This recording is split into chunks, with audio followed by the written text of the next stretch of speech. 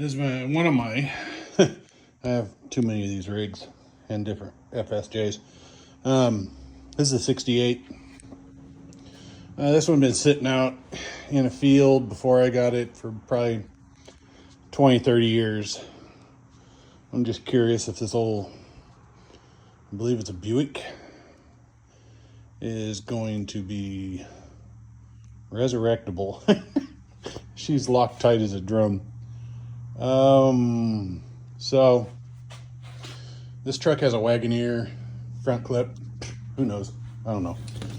Don't ask me. Not my design. A lot of original patina, a lot of potential on this rig.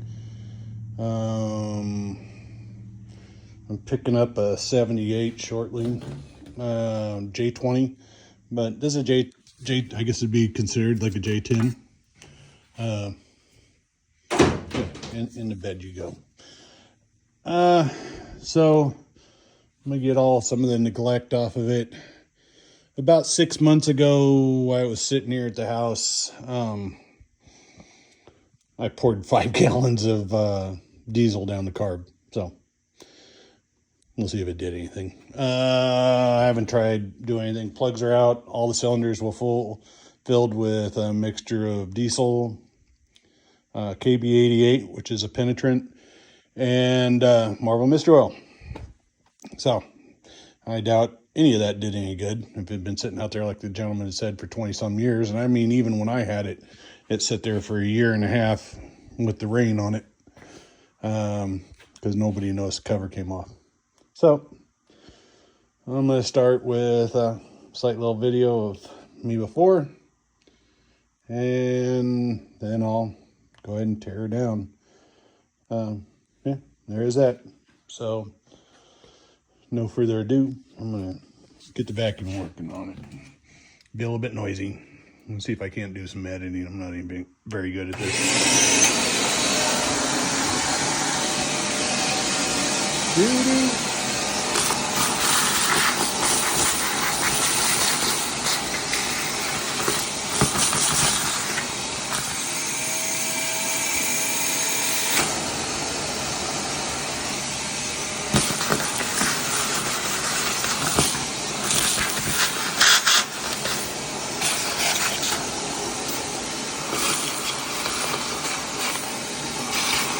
This is actually bringing back horrible memories of bringing back a 20-year-old Commando that hadn't been running in a long time. But the Commando lit off and fired off, but it was even more buried under crap than this thing was.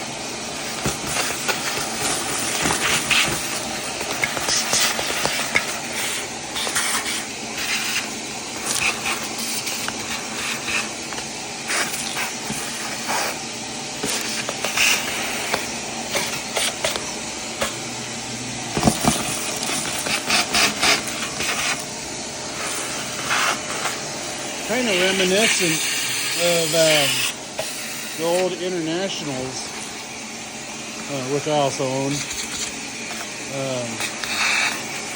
on the design of the vacuum ports up here on the thing.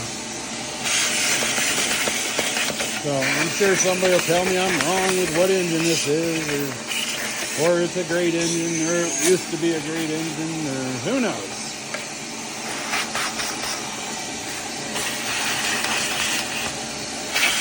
It was so crazy today to actually get this here.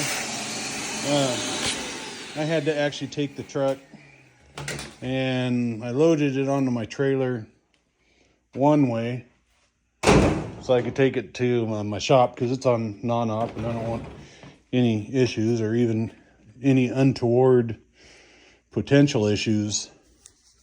So I towed it to the shop, dropped it in my parking lot, flipped it around and brought it back to the house to drop it in here. But I mean, I'm building like an out of control 71 on FSJ network, so whatever. But this one's got some like crazy patina.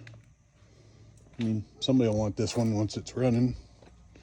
I mean, I originally bought it. You can't even see it. I originally bought it because I had gotten like a side view of this bed, and I have a project truck I'm working on, and the side view showed it being a lot better than it was. No. So, but the patina's crazy. Obviously, this door's been replaced. I was kind of late at the game when I got this from the gentleman. I missed out an opportunity on about 6 of these trucks. And I won't even tell you the disgusting amount that I paid. Well, yeah, well, $100, as this truck is. But this is one of my other toys. This one runs, drives, but needs brakes. That's why it's in the side barn. So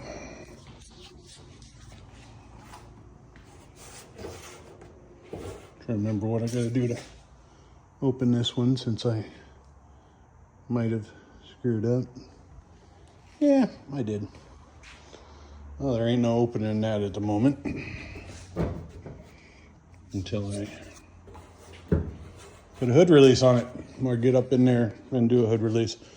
But this hadn't been on the road in 20 years, so still not technically on the road because it doesn't have brakes, but it is registered. And then hiding out there is a 84 Wagoneer. International 54, still 6-volt. I could walk up to that puppy right now, pump the gas 4 times, set choke, fire it right up. But this is what today is about. So we got that vacuumed off. I'll come back after I get the intake off and the valve covers off. I'm out. Oh, this is not being very encouraging, but seen worse. My old Willie's was worse.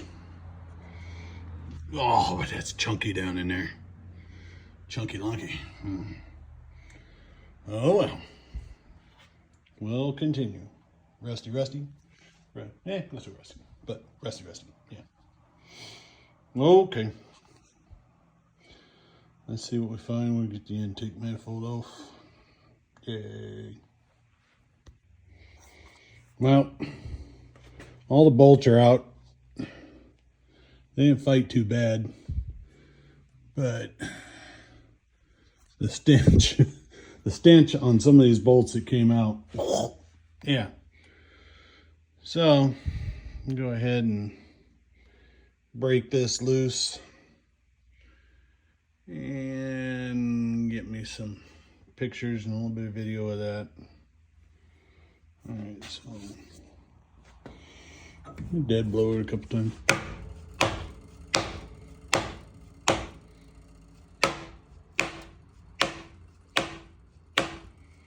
With some solid steel. I'm trying to be semi-gentle, goes all against me being gentle.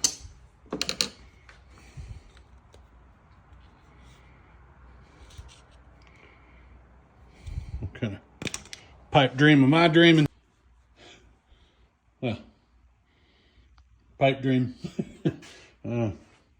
Yeah. So, find me a pry bar and get to town. All right. Check back. All right. I'm doing this with possibly I've got something going on in my back. Compromised disc or something.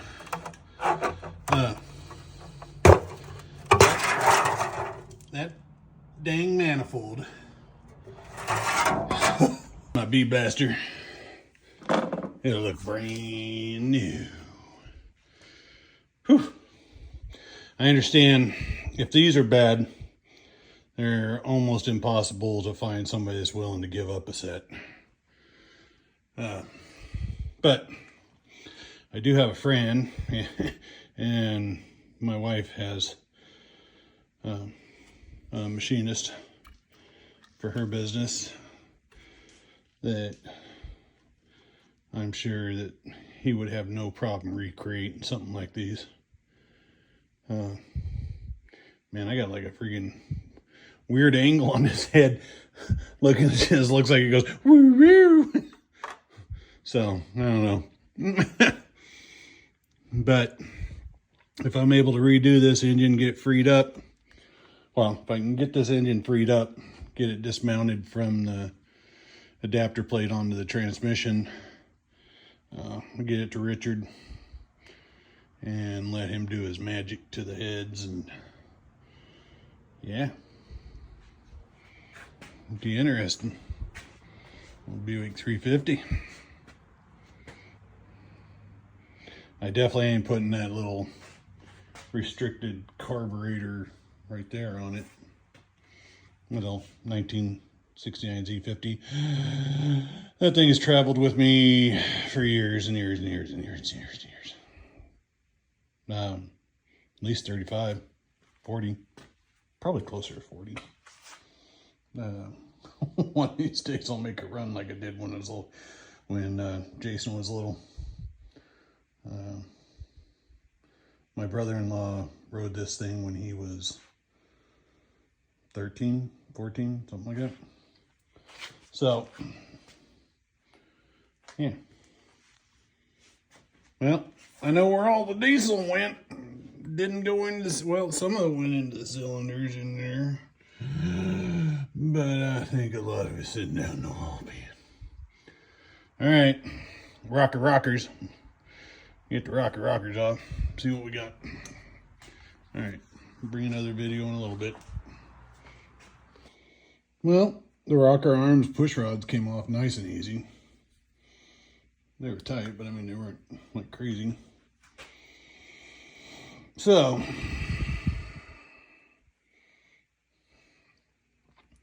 now comes the reveal. Let's go ahead and get these head bolts out. Gotta get some accessories off first, and then I'll get to popping head bolts. And then we get to see how nasty it is. All right, it's all fun and games until the pocket gets broke. Okay, I started to think, break those head bolts loose with the little baby snap-on 1/2-inch breaker bar,